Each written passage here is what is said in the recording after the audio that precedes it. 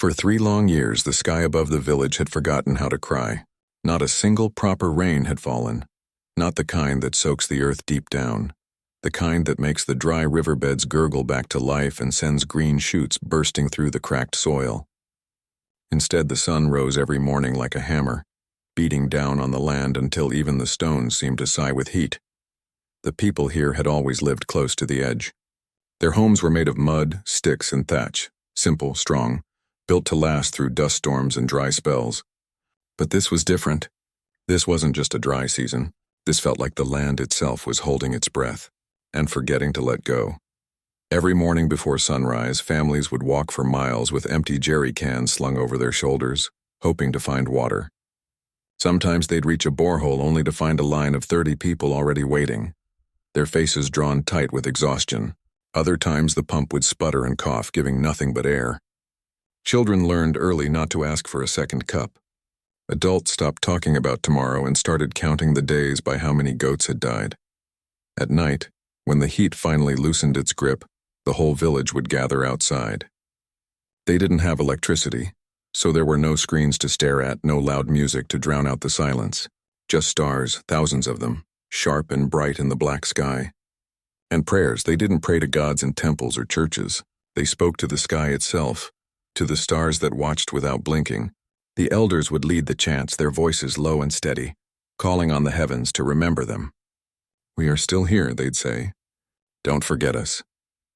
Mothers would hold their babies close and whisper wishes into the dark, as if the wind might carry them upward. Even the teenagers, usually too proud for old ways, would sit quietly, eyes turned up, hearts full of something between hope and fear. But the stars never answered. Satellite images from faraway cities showed what the villagers already knew in their bones. The rains weren't just late, they were gone. Weather patterns had shifted. The usual winds that carried moisture from the ocean had changed course, pulled off track by warming oceans and rising temperatures no one here had caused. Aid workers came sometimes in big white trucks with logos on the side, handing out sacks of maize and plastic containers of water. But the trucks couldn't stay.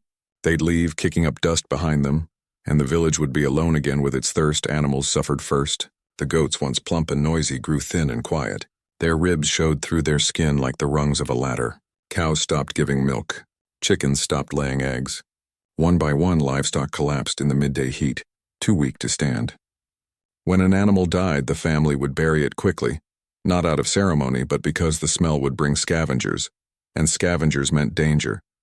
Still, the people held on. They shared what little they had.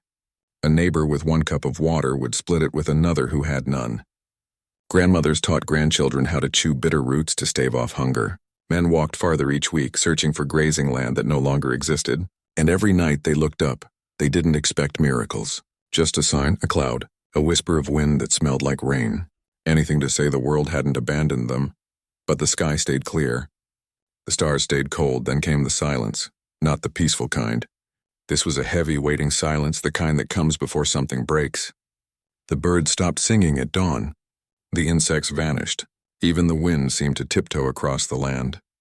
It was as if the earth itself was listening for something coming.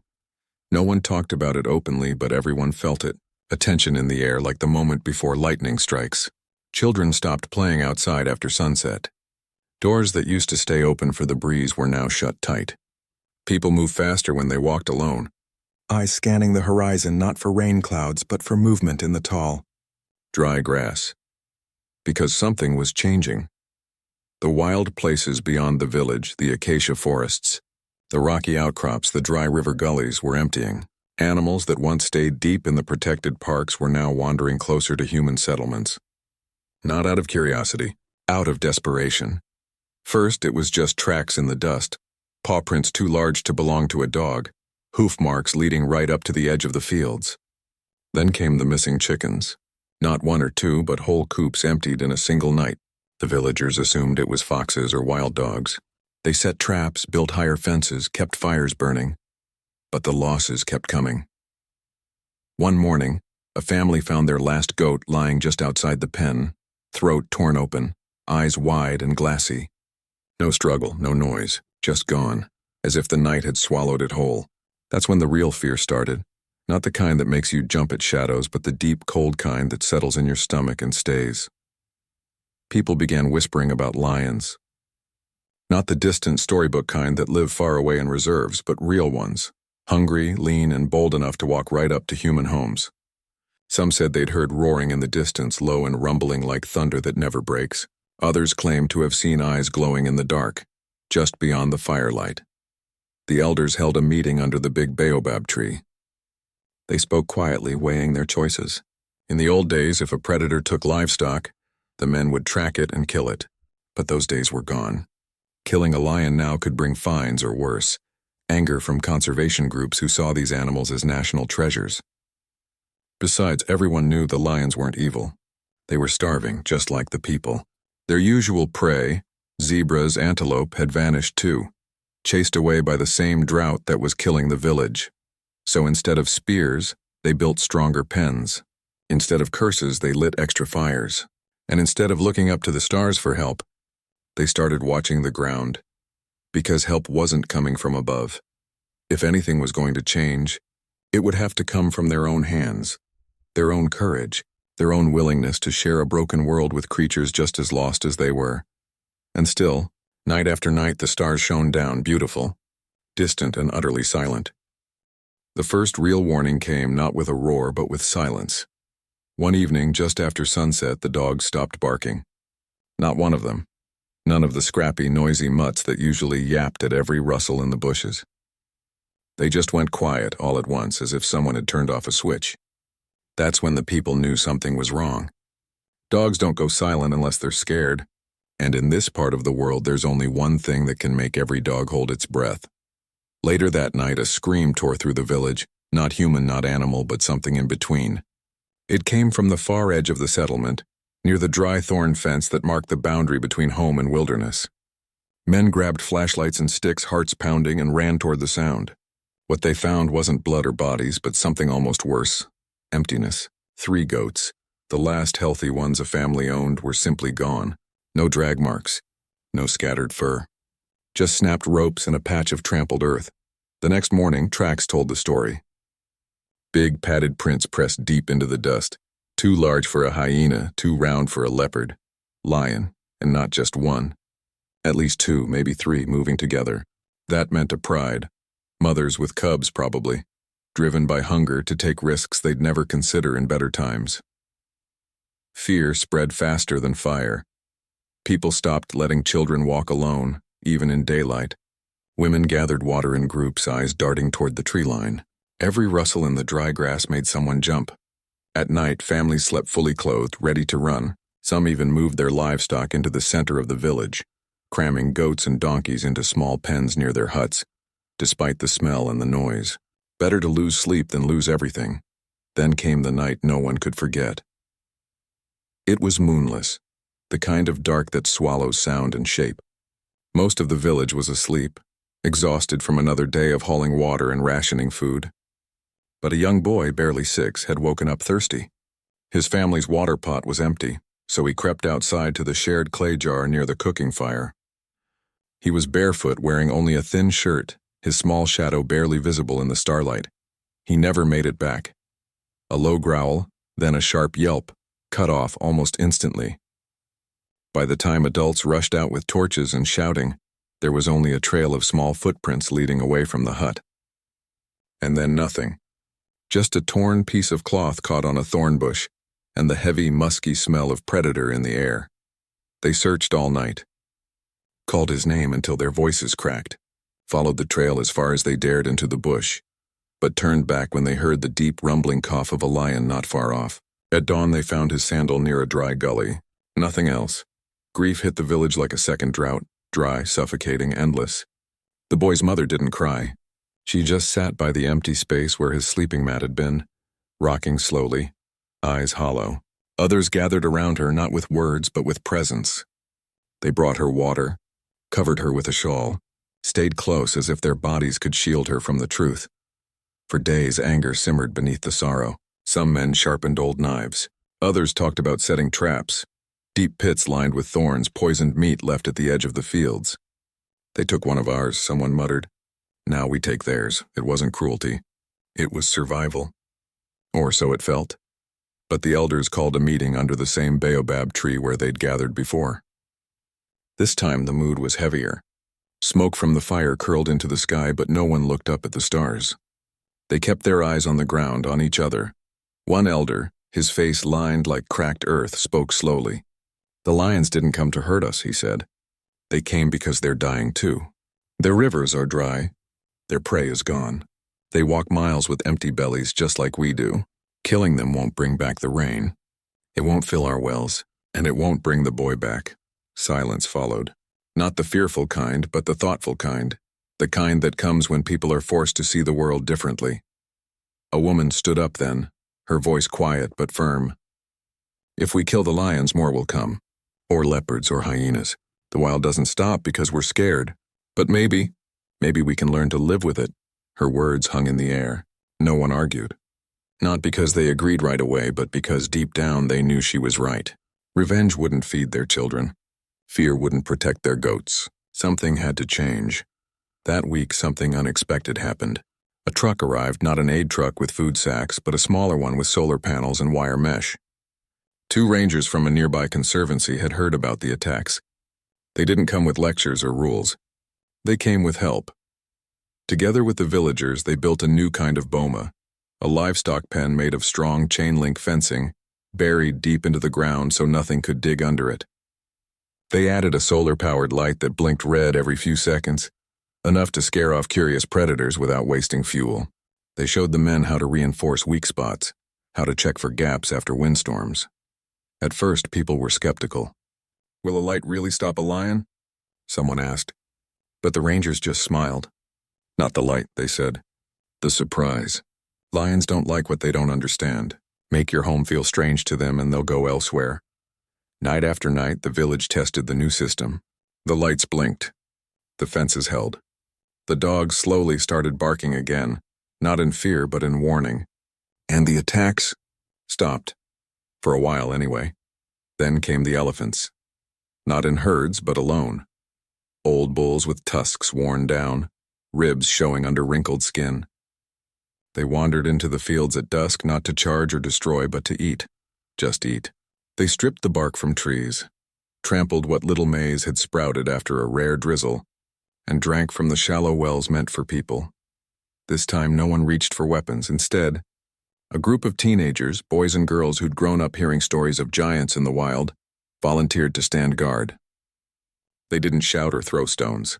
They banged pots together, made loud noises, waved bright cloths. The elephants, startled but not angry, turned and walked away, slow and heavy, back toward the horizon. It was then that something shifted inside the village.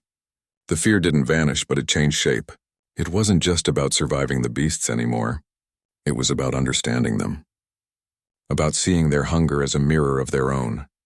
People started leaving small basins of water at the edge of their land, not inside the village, but just beyond the last hut.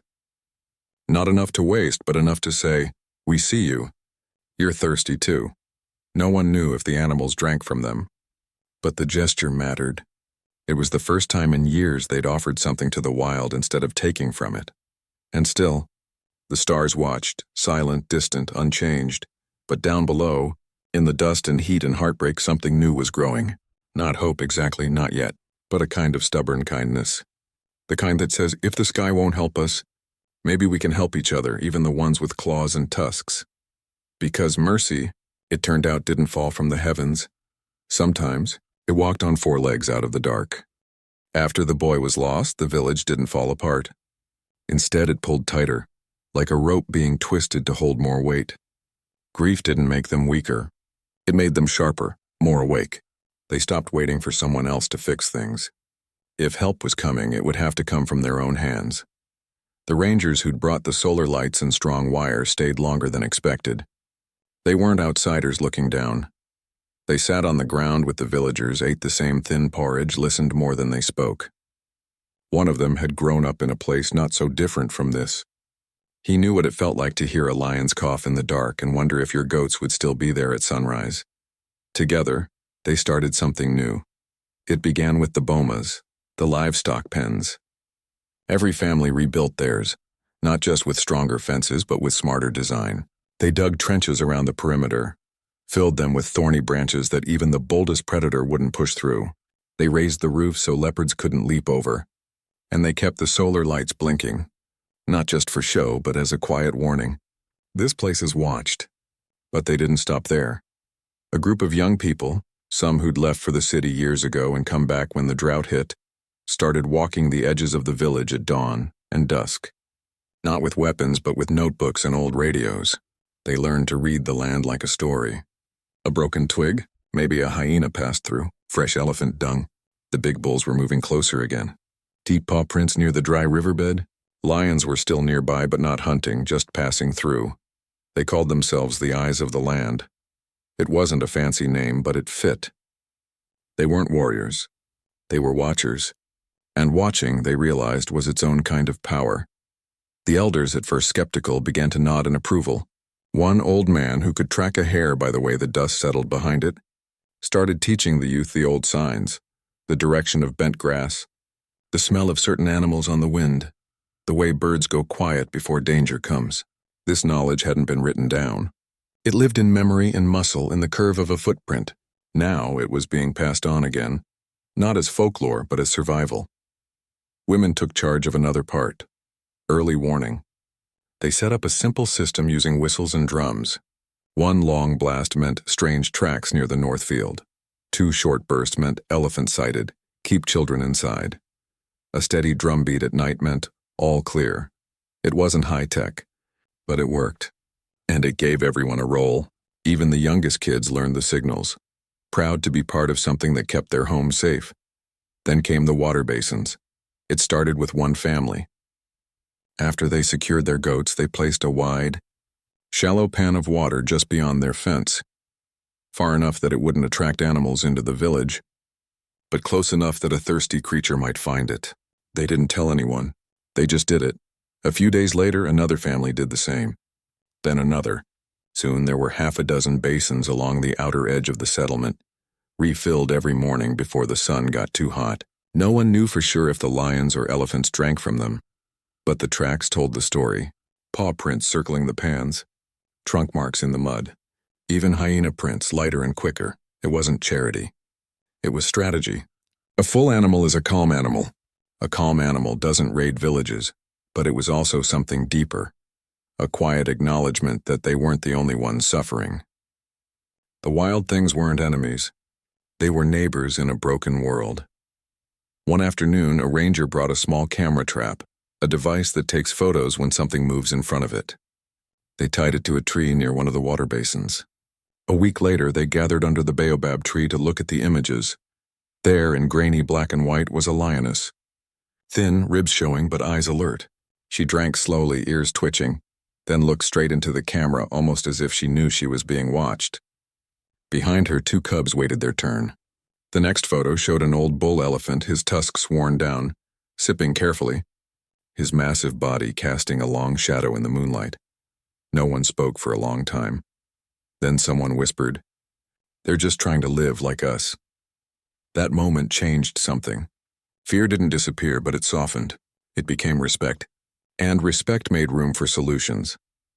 With help from a local conservation group, the village started a small training program. A few young people learned how to maintain the solar systems, how to read animal behavior, how to report sightings without panic. In return, the group promised to respond quickly if a real threat emerged, not with bullets but with relocation or deterrence. More importantly, they began to see their land differently. Instead of just a place to survive, it became a place to protect, for themselves and for the creatures sharing it. Children started drawing pictures not just of goats and huts, but of lions, elephants, and birds. In school lessons held under a tarp when it was too hot inside, they learned why the rains had stopped, how trees help hold water in the soil, why killing predators only made things worse. Knowledge became their new tool, sharper than any spear. One evening, as the sun dipped low and painted the dust gold, a group of teenagers sat near the edge of the village watching the horizon. A herd of zebras, thin but alive, moved slowly across the distant plain. They hadn't been seen in months. "Maybe the grass is coming back," one said. Or maybe they just know it's safer here now, another replied. They didn't cheer. They didn't run to tell everyone. They just watched quietly, as if witnessing something sacred because in a way they were. This wasn't peace, not yet. But it was balance. A fragile, hard-won understanding that survival didn't have to mean fighting everything that moved in the dark. Sometimes it meant listening, watching, leaving a little water out when you could. And in that balance, something unexpected grew. Pride, not the loud kind, but the quiet kind that comes from knowing you faced fear and chose something better than anger, that you lost something precious and still found a way to care for the world anyway. The stars still didn't answer their prayers, but maybe they realized they never needed to, because down here in the dust and heat and heartbreak, the people had started answering each other, and that was enough. When the rain finally came, no one believed it at first. It started as a whisper in the wind, a coolness in the air that hadn't been there for years. Then a few fat drops, heavy and warm, smacking the dust like drumbeats. Children ran outside laughing, holding out their hands as if catching blessings. Adults stood in doorways, eyes wide, not daring to move, afraid the sky might change its mind. But it didn't stop. Within hours, the gentle patter turned into a roar. Rain fell in thick, relentless sheets, turning paths into rivers, filling gullies that hadn't held water since anyone could remember. The dry earth, hardened by years of drought, couldn't absorb it fast enough. Mud slid down hillsides. Thatched roofs leaked. The village, so used to thirst, was suddenly drowning. At first, people rejoiced. They danced in the downpour, sang old songs of harvest, thanked the sky they'd once cursed. But joy faded fast. The rain didn't bring relief, it brought chaos. Fields that had just begun to sprout green shoots were washed away in muddy floods. Stored grain, kept dry for months in sealed bins, began to mold. Mosquitoes hatched by the thousands, buzzing in thick clouds, bringing fever with them. A child fell sick with a high temperature, shaking under a damp blanket while her mother wiped her brow with a cloth soaked in what little clean water remained. The river that had been a cracked scar through the land swelled into a churning brown monster, tearing up trees and swallowing rocks. One night, part of the main path to the nearest town vanished under the current. The village was cut off again, not by drought this time, but by water. And yet, amid the mess and fear, something strange happened. The wild animals began to leave, not all at once, but steadily, like guests who'd stayed too long and finally sensed it was time to go. The lion tracks near the water basins disappeared. The elephants stopped wandering into the fields. Even the baboons who'd grown bold stealing scraps near the cooking fires retreated back into the hills. It wasn't magic. It was simple. The land was waking up. With rain came grass. Short at first, then taller, greener, spreading like hope across the plains. Pools formed in low places, clear and cool. Insects returned, then birds, then the antelope and zebra that predators followed. The wild had what it needed again. It no longer had to knock on human doors. One morning, a young watcher climbed the highest hill at dawn. Through the mist, he saw them, 3 lions silhouetted against the rising sun, walking away from the village toward the open savanna. They moved slowly but with purpose. No longer desperate. No longer lost. He didn't feel relief. He felt something quieter, gratitude. Back in the village, life was harder than ever. Roofs needed patching. Crops were ruined. The clinic ran low on medicine. But no one spoke of going back to the old ways, of blaming the beasts, of building higher walls in anger. They'd learned too much. Instead, they adapted. Women dug drainage trenches around homes to steer floodwater away. Men reinforced the bomas not against predators, but against mudslides. Children collected rainwater in every container they could find, learning to filter it through cloth and sand. The same teamwork that had kept lions at bay now kept sickness and hunger at arm's length. And the rangers returned, not with warnings this time, but with seeds. Drought-resistant maize, fast-growing beans, trees that could hold soil together during heavy rains. The weather won't go back to how it was, one of them said plainly. But you can grow food that knows how to live in this new world. The village listened. They planted the seeds in raised beds, away from the worst of the flooding. They built small barriers from stones and branches to slow the runoff. It wasn't perfect. Some plants drowned. Others took root and thrived. Every success, no matter how small, felt like a victory. At night, when the rain finally eased and the clouds parted, the stars came back, brighter than ever, reflected in puddles and wet leaves. People still looked up, but not to beg.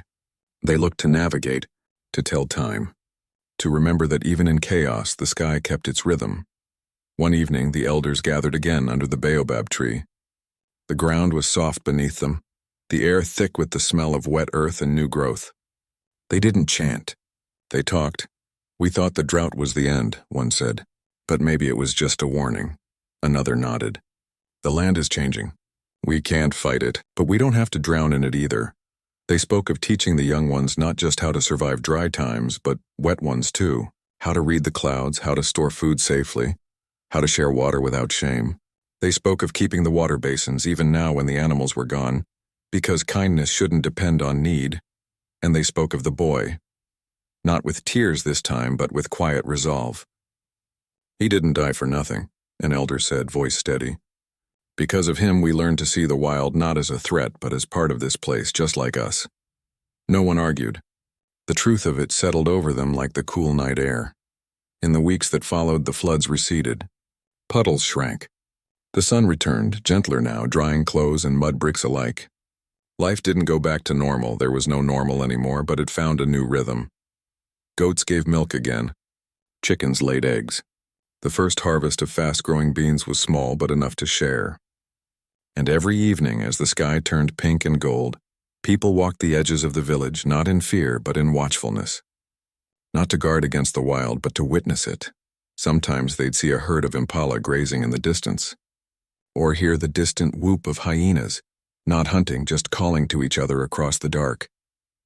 And they'd smile just a little, because they understood now. The earth didn't owe them mercy. But it offered balance if they were willing to meet it halfway. The stars still didn't answer prayers. But maybe, they realized, they were never meant to. Mercy wasn't in the sky, it was in the choice to leave water for a lioness. It was in the hands that rebuilt a fence after a storm. It was in the quiet courage to live gently in a world that kept changing. And that was more than enough. Years later, the village doesn't look the same, but not because it fell apart. It grew. The mud huts are still there, but now some have metal roofs that catch rainwater. Solar panels glint in the sun near the school shelter, powering lights and a small radio that crackles with weather updates. A new fence runs around the livestock area, not just to keep animals in, but to mark a boundary that both people and wildlife have learned to respect. And the young people who once hid indoors at dusk now walk the edges of the land with purpose, not fear. Some wear uniforms with a simple patch on the shoulder, a lion's paw print beside a baobab tree.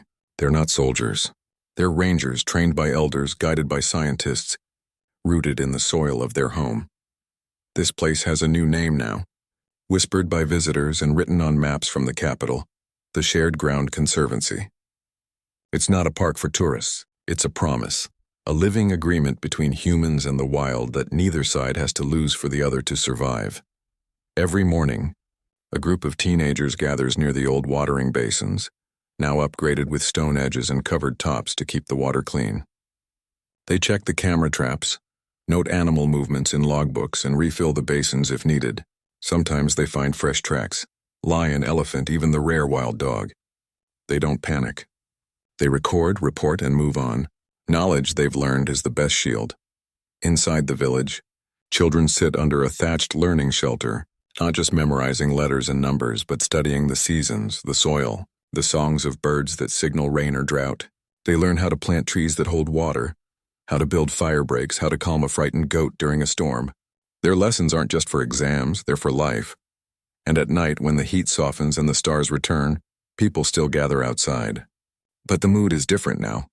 There's laughter, storytelling, music made from gourds and wire. The prayers haven't stopped, but they've changed. No one begs the sky anymore. Instead, they thank it for the rain that came, for the dry spells they survived, for the wisdom earned through loss. They also remember. In the center of the village, near the big baobab, there's a small stone circle. No names are carved, just smooth rocks arranged in the shape of a child's footprint. Flowers grow around it, wild and bright. On quiet evenings, someone always leaves a cup of clean water there. Not for the spirits, not for the stars. Just as a reminder that what was lost helped them find a better way. Visitors come sometimes, researchers, students, even government officials. They ask how this place changed when so many others are still struggling. The answer is never simple, but it's always honest. We stopped waiting for rescue, an elder might say, stirring a pot of beans over the fire. We looked around and saw that the land was hurting just like us. So we decided to heal together. The Conservancy now trains people from other villages too. They share how to build predator-proof bomas, how to read animal behavior, how to plant crops that survive both drought and flood. It's not charity. It's partnership, and it spreads slowly, like roots through dry soil. Even the wildlife seems to sense the shift. Elephants no longer crash through fields at night. Lions stay in the deeper bush hunting natural prey that's returned with the grass. Hyenas still howl, but their calls sound less desperate, more like conversation. The balance isn't perfect. Nature never is, but it's steady. One afternoon, a group of young rangers leads a quiet walk along the dry riverbed, now lined with young acacia trees they planted themselves. A visitor asks, "Aren't you afraid?" After everything that happened? One of the rangers pauses, looks out over the golden grass and smiles. Fear doesn't feed your family, they say. Understanding does. Back in the village, a grandmother teaches her granddaughter how to weave a basket from reeds that grow near the new rainwater pond. Her hands move fast, sure, shaped by decades of making something useful from almost nothing. The girl watches closely, fingers clumsy but eager. "Why do we leave water out there?" the girl asks, nodding toward the edge of the settlement. "Because thirst doesn't care if you walk on 2 legs or 4, the grandmother replies. And kindness costs nothing, but it can save everything. Later, as the sun sets, the whole village gathers for a simple meal. Beans, maize, fresh milk from goats that are healthy again. They eat together, sharing stories of the day, a calf born at dawn, a camera trap photo of a leopard with cubs, a radio message saying rain is coming next week. But not too much. No one looks to the stars for mercy anymore. They know better now. Mercy wasn't in the sky. It was in the choice to build instead of burn, to watch instead of strike, to share instead of hoard. It was in the quiet courage to see a lion not as a monster, but as a mother trying to feed her young just like them. And on clear nights, when the Milky Way spills across the sky like a river of light, people still look up. But they don't pray for rescue. They point out constellations to their children. They tell stories of how the stars guided travelers long ago. They sit in silence, full of food and safety, and feel something rare, peace. Not because the world is easy, but because they've learned to move with it, like grass bending in the wind, like rivers finding their way around stones. The title of their story is painted on a wooden sign near the entrance to the village, carved by hand. They begged the stars for mercy, but Earth's beasts came instead. It's not a warning. It's a lesson, and every day they live it.